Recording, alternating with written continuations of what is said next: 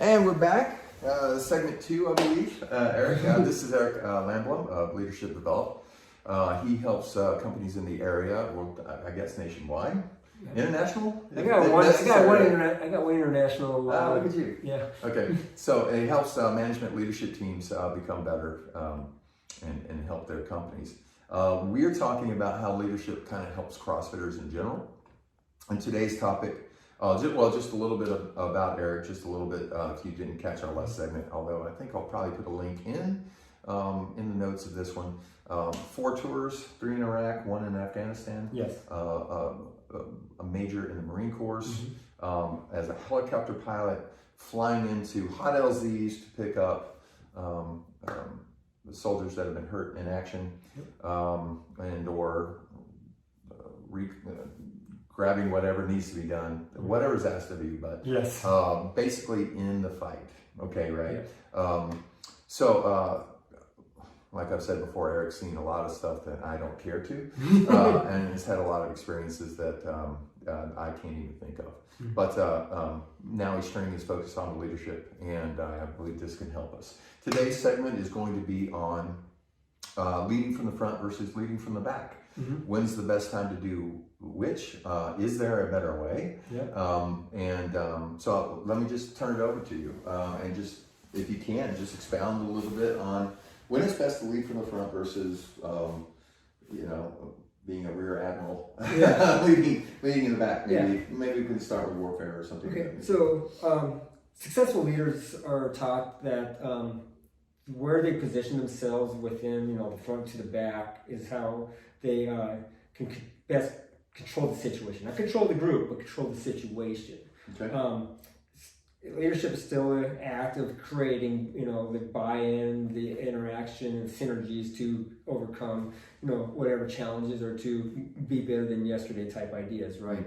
So if you're taking, if we're taking Marine Corps Aviation, we're going to talk about flight leadership. Flight lead being the guy who's assigned in charge of more than one aircraft to fly a formation. Okay. So let's say we had a mass casualty situation that needed more than one helicopter plus escorts for gunships that have missiles and guns on them, right? And so that flight leader is ultimately responsible for this. He's responsible for the whole mission, and you only have probably 10 minutes to jump up and get it going. So what happens on the front side is it's already planned, it's planned and trained for months before you go over. Scenarios, right? Yeah. And so by the time you're in the position, you now put yourself out front. When we first started, the flight leader is the first aircraft. He's the guy in front. Then you'll have the multiple aircraft in a formation behind them that dictates the way that we're finding what type of environment.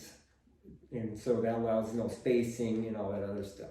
But by being in lead, we're responsible for the navigation. We know where we need to go. We're the ones who are taking the responsibility, the assumptions that are being made about the location, because we only got 10% to 30% of the information of what is going on in the area. So we know that somebody got hurt. We know that there's bad guys in the area. We don't know where they're at. We don't know where the friendlies are all at. We don't know where they're continuing the operation and where the pickup zone is at. Right. And so by being in lead, we're putting ourselves at risk before we put our people at risk. Sure.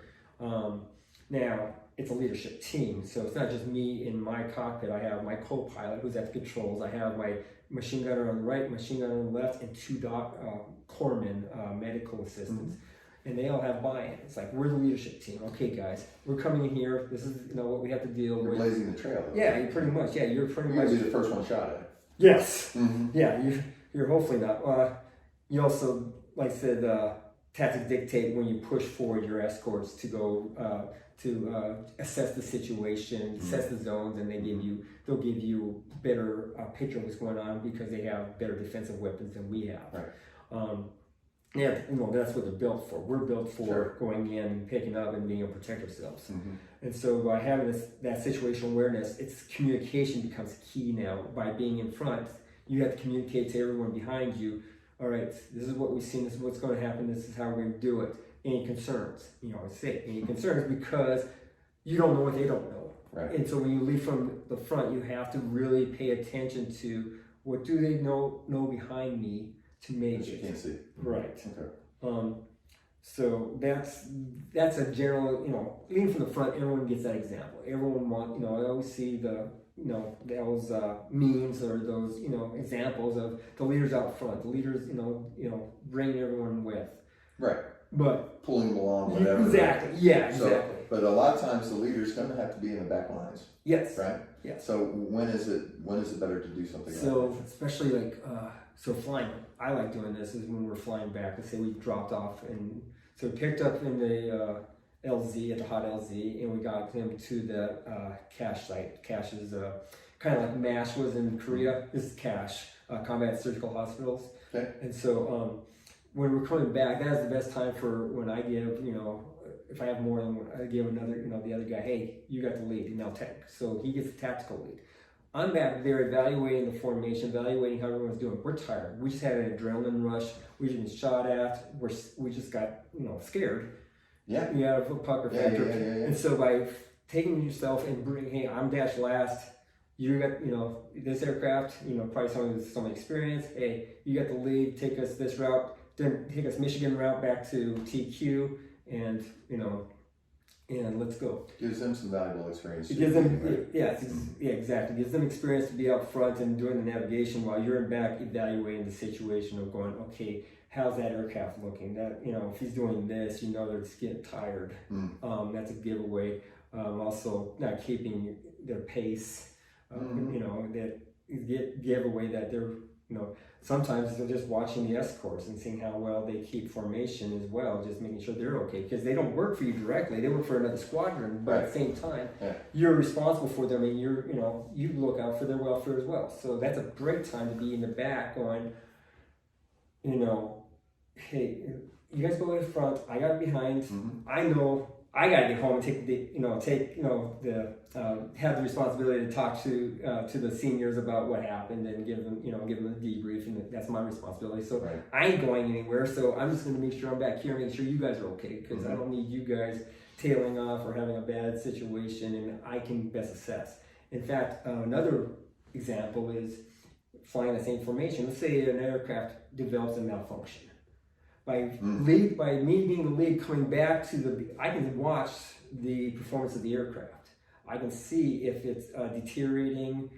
Just by my experiences, I can see what's going on with the aircraft and how far we can make it. Because the pilot up front, you could be inexperienced, but make a judgment call. But I can give advice from that. They're going, I don't think that aircraft can make it that long. Why don't we find this closer zone? I think you'll be a bit off there. And most times they'll accept that advice. Sure. Okay. Cool. Now, okay. So how do you take that into company now?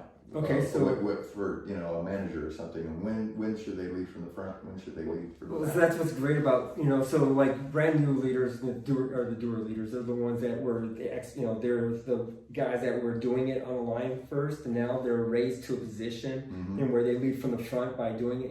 Now that they're put up front, people look at them a lot more, and so they know they're paid attention more. Yeah. But then as they're growing as a leader in those areas, and they find themselves more in the administrative role, that's when you start finding yourself in the administrative role, that's when you need to take that time to get back out, which means, now you're behind those guys and allowing them, your frontline customer facing workers to do their thing, but you're now observing them. And you're not doing it to evaluate them as performers, you're evaluating them as in, how are they doing? How are they personally, human? How are you doing, with as a person? Is your interaction less than what you show at the office because you're worn out, you had a bad customer, things like that. That's coming from the front, going to that rear look, just allowing because then other times you find that some of those customer-facing employees rise to the occasion.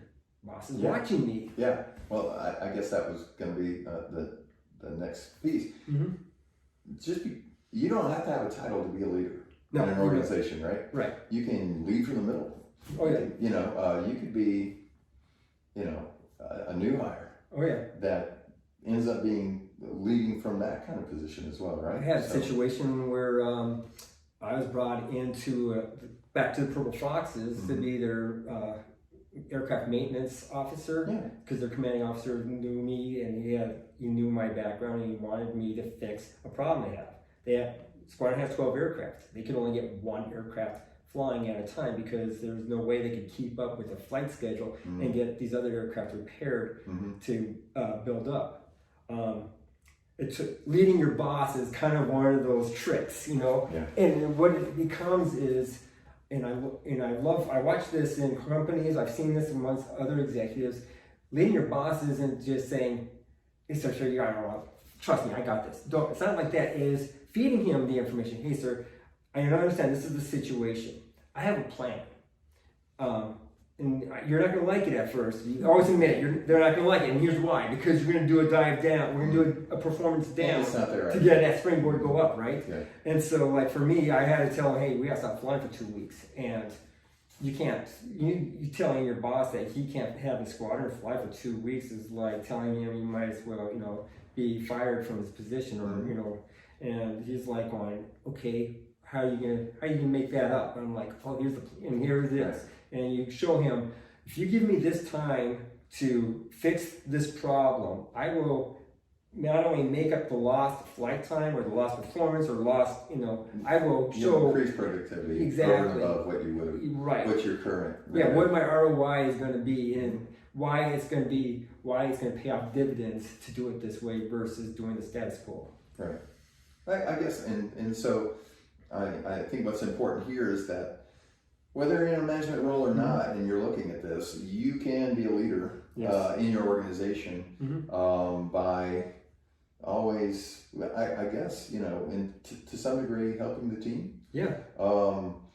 And being abundant with your gifts and your talents, skill set, all that kind of good stuff. Well, I see great examples at the gym. When we do workouts, when we go, come into a class to work out, we have the coach is the coach. We don't overtake the coach. The coach has the position. He or she is in charge, and you might own the gym, but at the same time, you've trusted them enough that you can just be a student and allow them to be the leader. I don't let them coach by themselves unless I can leave the gym and know that everybody's in good hands. Right. So, and we've got our own coaching staff portal and all that kind of stuff.